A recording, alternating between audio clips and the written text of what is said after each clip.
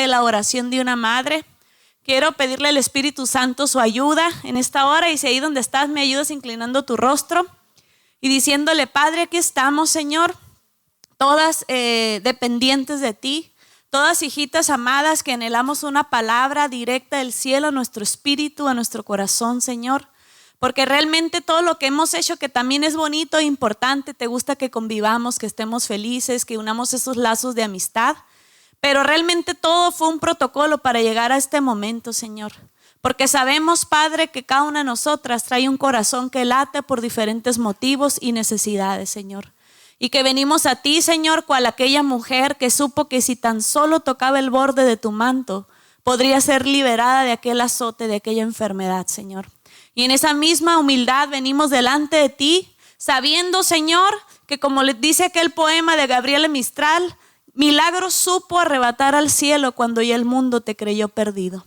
Y yo creo, Señor, que las oraciones de estas madres, de estas mujeres, de estas abuelas, de estas tías, han logrado arrebatar milagros al cielo. Y de eso queremos hablar, Espíritu Santo, pero no de nuestra sabiduría humana, no queriendo, Señor, desde el carisma, Señor, de ninguna situación personal o de proyección, sino que seas tú realmente, Espíritu Santo, el que hable a nuestros corazones. Yo la primera de ellas que necesita de ti, Señor, de tu palabra. Sella en cada corazón esa palabra, Espíritu Santo. Si alguien vino, Señor, y todavía no logra aterrizar su corazón a este lugar, porque viene con preocupación, con pendiente, quizá con molestia por alguna situación, te ruego, Padre, que todo sea llevado al pie de la cruz. Todo pensamiento, toda emoción que nos quiera robar esta semilla, Padre, venimos sometiéndola a la cruz, Señor. Llevamos cautivo todo pensamiento a la obediencia a Cristo en esta hora, y te damos la bienvenida a este lugar en el nombre de Jesús. ¿Por qué no le das un aplauso al Señor? Gracias a Dios. Les voy a pedir si me pueden traer un vasito de agua, se los voy a agradecer. Realmente fíjense que esta mañana había estado obviamente meditando en este tema en el corazón desde el momento que se insinuó este tema a mí, ¿no? Para decirles a las mujeres, porque voy a hacer un paréntesis, han de saber que para que todo esto se dé tenemos un grupo donde hacemos una convocatoria, les digo: mujeres, ya toca el desayuno. Nos reunimos un domingo por lo general después de la reunión y hacemos una lista de alimentos, y a cada quien dice: no, pues yo puedo poner esto y lo otro. ¿Por qué lo hacemos? Yo creo que muchas de ustedes, gracias a Dios, les ha dado la bendición de poder pagar un lugar, pero yo creo que también si una o dos almitas se quedaran sin poder ir porque no tenían ese dinero, pues sería muy triste que perdieran la oportunidad de recibir esta palabra. Entonces es por eso que el Señor nos dio esta estrategia que ya tenemos como unos 5 años aplicando, donde nosotras mismas decimos: bueno, si el dinero va a ser un tema, o a lo mejor yo misma no le puedo pagar a todas las que quisiera invitar, pues nosotros preparamos para que vengan y que esa cuestión no sea una limitante, ¿verdad? Entonces en ese momento que dijimos: bueno, ya viene mayo, vamos a preparar la conferencia, el desayuno, el Señor trajo a mi corazón la importancia de la oración de una madre. Y meditando en la palabra, dije: pues porque ejemplos de oración de una madre y que puedan decir: el Señor hizo esto cuando oré.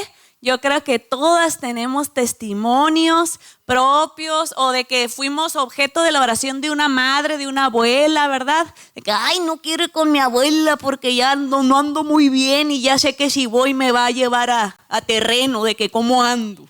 ¿Cuántos tuvieron esa abuelo, mamá, esa piedrita en el zapato que o en la iglesia: mijo, cómo andas, ¿verdad? Entonces, si tú no tuviste, sé tú una para tus hijos, para tus nietos. Porque dice la Escritura que tenemos incluso fórzalo entrar, dice. Vivimos en una generación maligna y perversa. Y a veces uno se ha vuelto como muy relajado en ese tema y ha dicho: no, pues es que ellos decidan y así.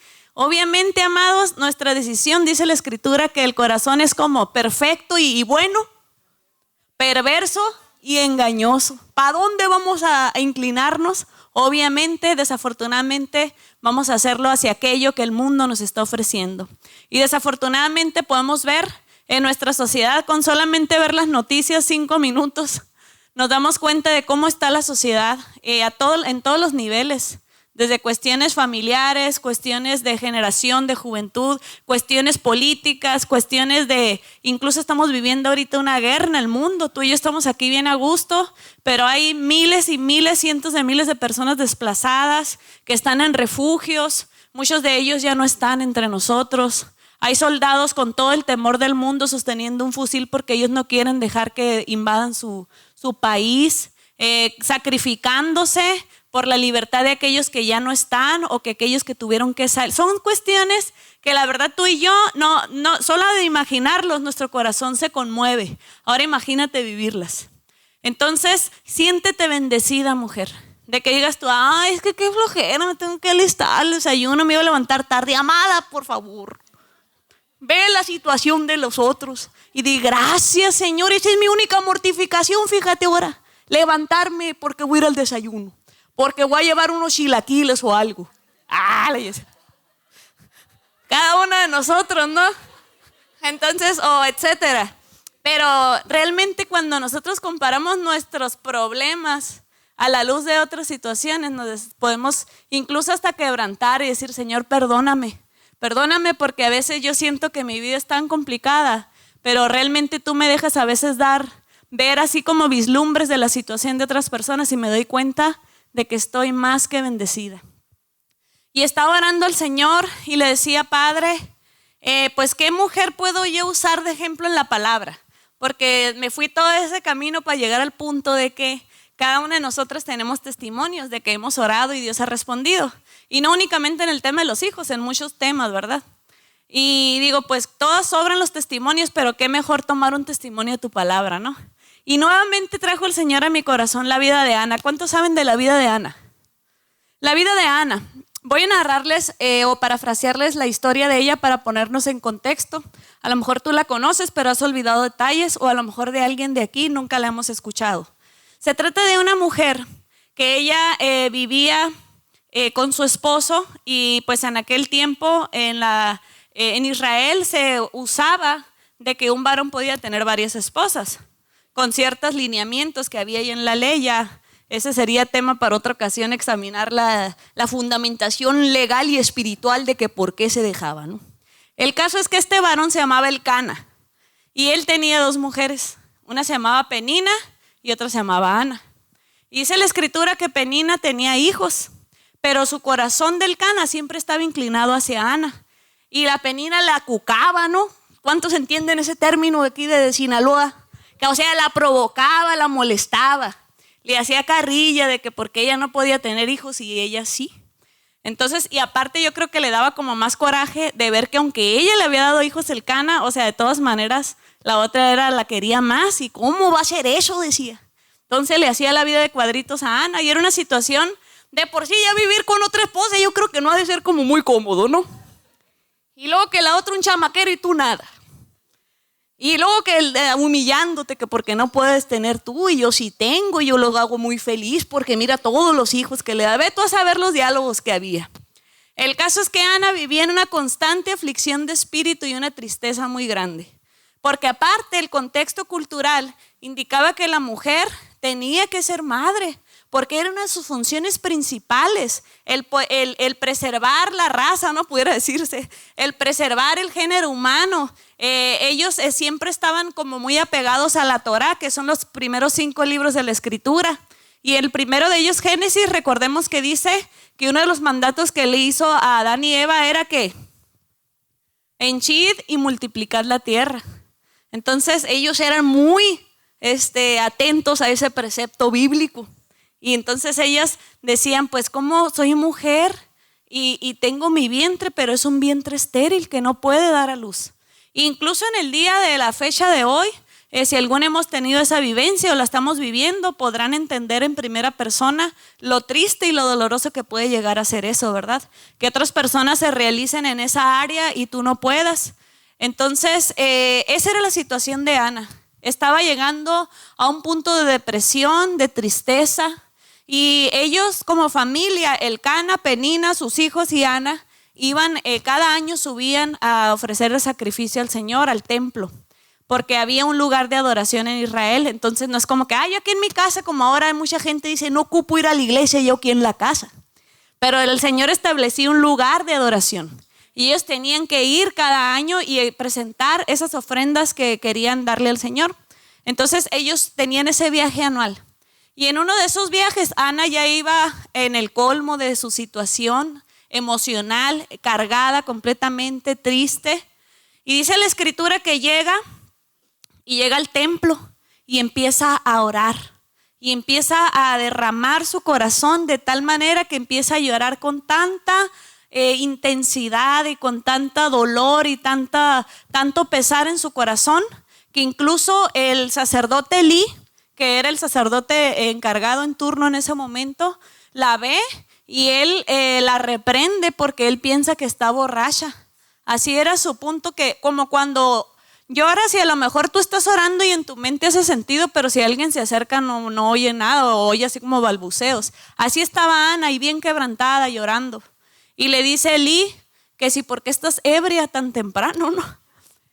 Entonces ya Ana le dice: no estoy ebria, mi Señor, sino que tengo un corazón muy abatido y muy afligido. Y ya le expone a ella su necesidad.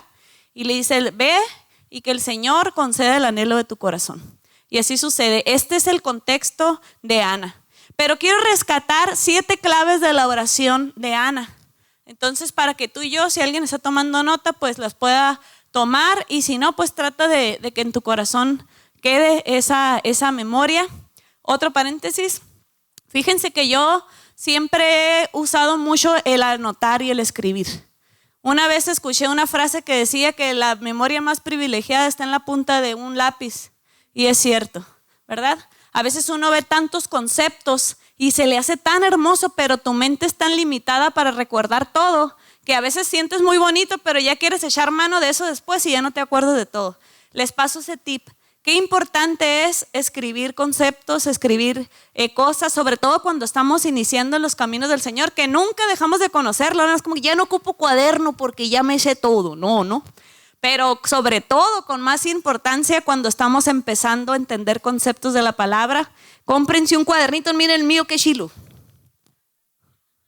Dice: estad quietos y conoced que yo soy Dios. Salmo 46:10. Hay muchos de estos cuadernitos. Las que pasan en los United States están bien baratos y bien bonitos. Y si no, el que sea, que tiene que no tenga versículo bíblico. Lo importante es que lo podamos escribir. Entonces, quiero compartir contigo 7 principios que pude encontrar en la situación de Ana y que fueron claves para que ella pudiera recibir lo que vamos a estar viendo ahorita. Punto número 1, en el versículo 5, te pido que te posiciones conmigo en 1 Samuel 1 y de ahí vamos a estar viendo cada uno de los versículos.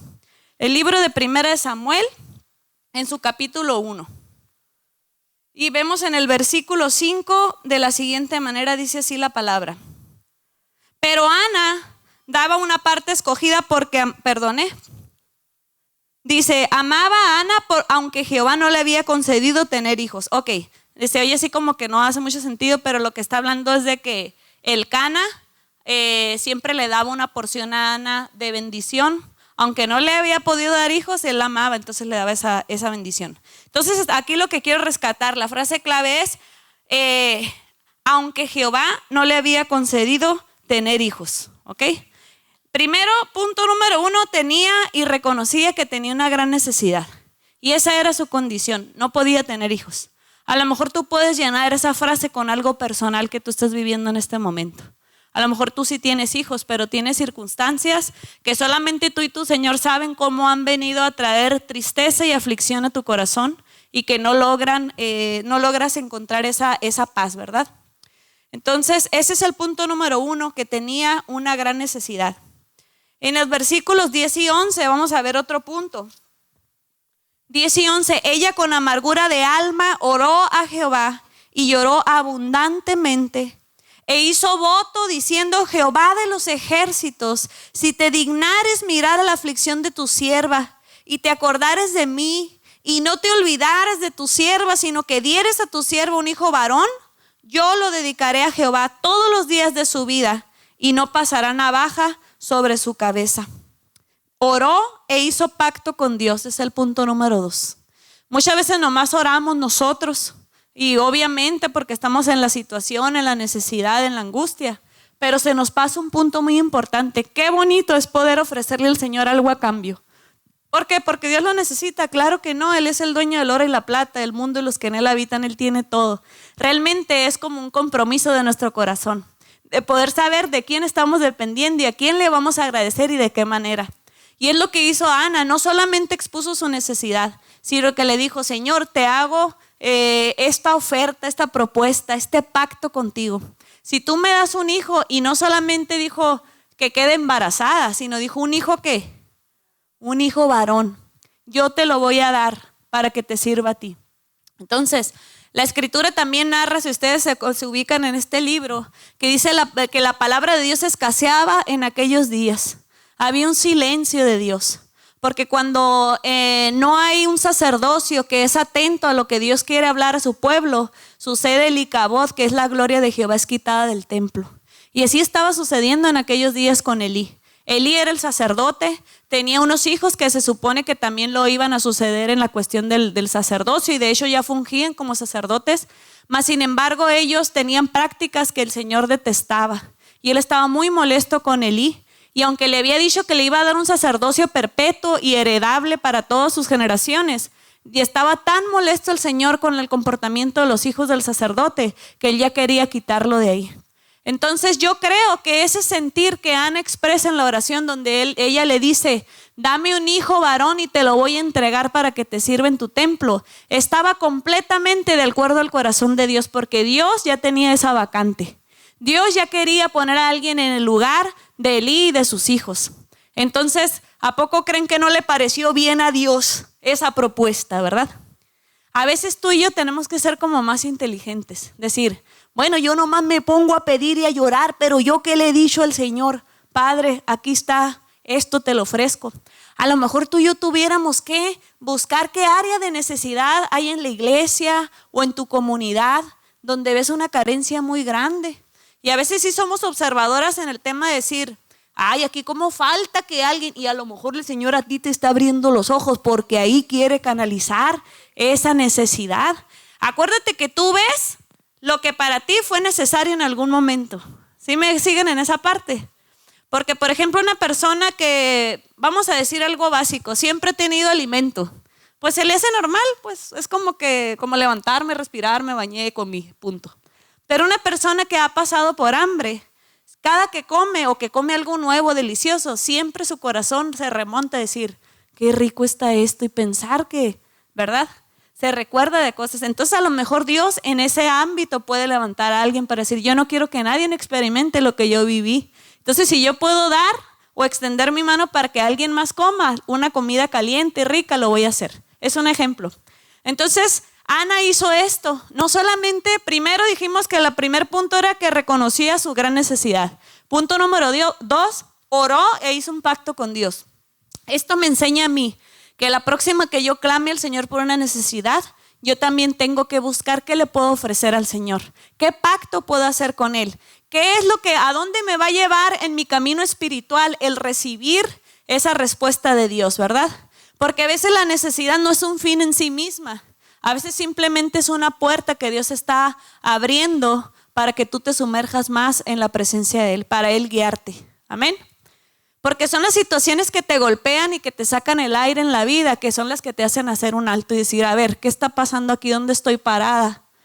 A lo mejor lo que yo sentía que era cierto, que era lo más importante en mi vida y lo más valioso, a lo mejor para los ojos de Dios no lo es. Entonces es hasta ese momento cuando tú y yo realmente nos empezamos a hacer preguntas que valen la pena. Y es donde Dios dice: así quería. Estabas tan distraída, estabas tan cómoda, estabas tan a gusto que estas preguntas jamás hubieran llegado a tu corazón si no hubieran pasado por esta necesidad. ¿Cuántos decimos amén?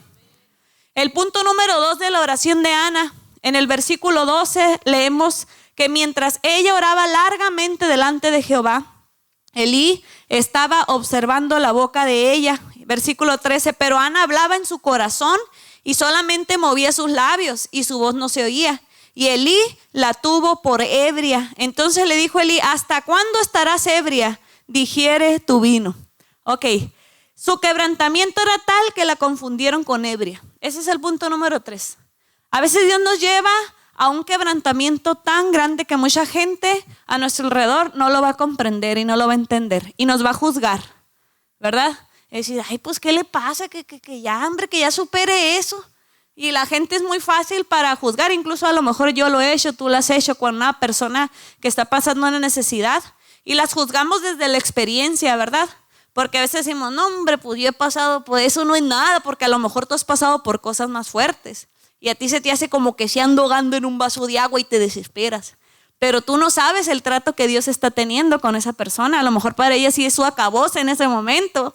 Entonces sucede que ella se quebranta de tal manera que es confundida por otros porque estaba en un estado inconveniente, ¿no?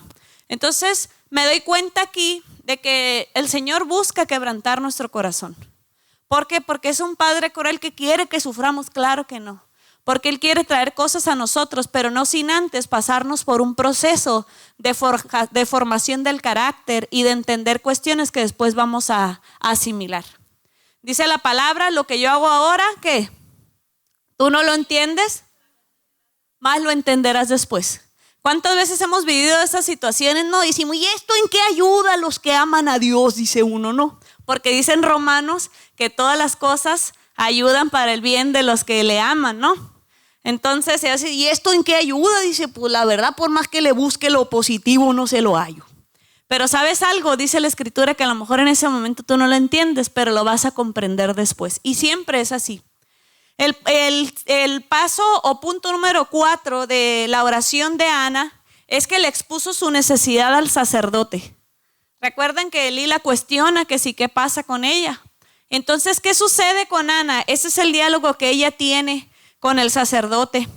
Y le dice, Ana le respondió diciendo, versículo 15, no, Señor mío, no soy una mujer, yo soy una mujer atribulada de espíritu. No he bebido vino ni sidra, sino que he derramado mi alma delante de Jehová. No tengas a tu sierva por una mujer impía, porque por la magnitud de mis congojas y de mi aflicción he hablado hasta ahora. Entonces ella expone su necesidad al sacerdote. No únicamente hace una oración privada, sino que la lleva a otro nivel de orden y de honra, donde ella expone su necesidad, ¿verdad? ¿Y qué sucede? Este es el paso número 6. Versículo 17, el sacerdote la bendice. Elí respondió y dijo, ve en paz y el Dios de Israel te otorgue la petición que le has hecho. Entonces esto es importante, nos damos cuenta. Entonces repasamos los puntos. Reconocía su necesidad, oró e hizo pacto con Dios. Su quebrantamiento era tan grande, pues fue quebrantada, pudieras ponerle ahí. Le expuso su necesidad al sacerdote. El sacerdote la bendice, vamos en el 5, ¿verdad? Qué importante es yo tener la bendición de mi Padre del alma, de la persona que me cubre en el ámbito espiritual. ¿Por qué? Porque así yo estoy en una sola línea y tengo un orden en el ámbito espiritual. ¿Saben que en el ámbito espiritual son más ordenados y respetuosos a veces que hasta aquí en el terrenal? Porque hay jerarquías espirituales del bien y del mal. Y nadie de ellos se anda usurpando lugares y haciendo y escalando y brincándose al otro, ¿no? Ahí hay una jerarquía y ellos reconocen también esas cuestiones espirituales en la manera en que nosotros hacemos nuestras plegarias a Dios y la actitud de nuestro corazón. Porque a veces oramos, pero estamos distanciados de nuestra paternidad. A veces oramos, pero nuestro corazón está lejos de aquellos que nos han llevado a los pies de Cristo. A veces oramos, pero decimos, no voy a comentar esto porque de todas maneras ya sé que me va a decir el pastor y no quiero. Porque a veces no queremos escuchar el consejo, que sabemos que a lo mejor en su momento será doloroso, pero que realmente viene de parte de Dios, ¿verdad? Y me gusta mucho en el versículo 18, después de que el sacerdote la bendice y le dice, ve y que el Señor te conceda tu anhelo. En el versículo 18, ese es otro punto importantísimo, donde dice... ella le contesta al sacerdote, halle tu sierva gracia delante de tus ojos. Y se fue la mujer por su camino y comió y no estuvo más triste. El punto número 6 es, no estuvo más triste. Qué importante es que cuando yo oré, clamé, me ordené, ¿verdad? En el sentido espiritual, tomé en cuenta a mi paternidad, a mi cobertura espiritual. Entonces yo ya hice lo que tenía que hacer, pacté con Dios. y ya no voy a estar triste, porque sé que el asunto ya no está en mis manos. Es como si yo contrato un abogado, el más efectivo, que cobra un dineral, ¿verdad? Y dice, es el que me recomendaron que me puede ayudar. Yo le llevo los papeles, le doy el anticipo, lo que sea que haya que hacer. Y si yo quiero andar mañana en el juzgado checando que si metió el papel o algo, pues para empezar ni jurisdicción tengo ni voy a saber por dónde empezar a buscar. Y por otro lado dice, pues ¿para qué contrataste al abogado? Pues si se supone que él ya va a llevar todo, ¿sí o no? Uno se supone que, ok, ya lo contraté, ya le di el retainer o lo que le vaya a dar para que me empiece a trabajar, le di los papeles y yo estoy en espera de que esa persona me avise en qué va mi asunto, ¿verdad? Pero desafortunadamente con Dios, dice la Escritura que abogado tenemos para con el Padre, a Jesucristo. Humildemente no tendremos abogado. Gloria a Dios. Dale un aplauso al Señor.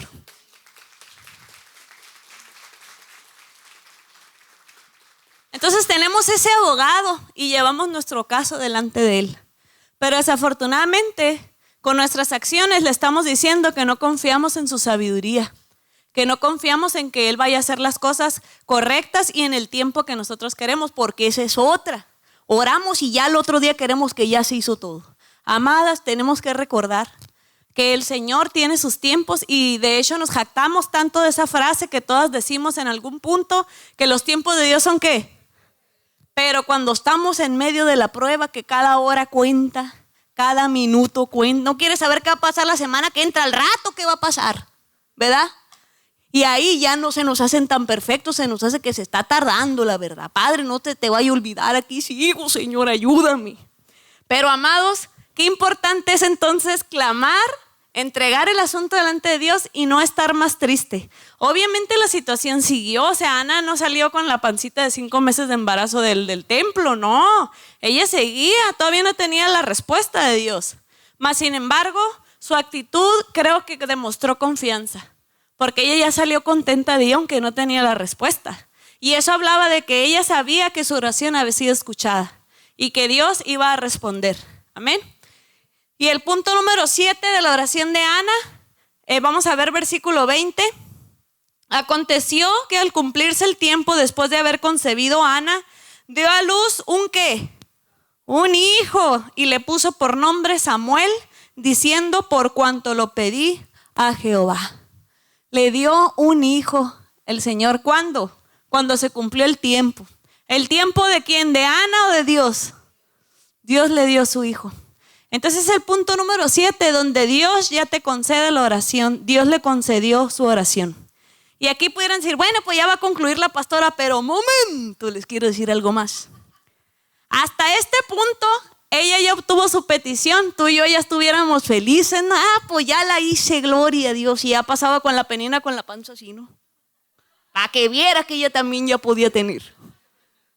Y no.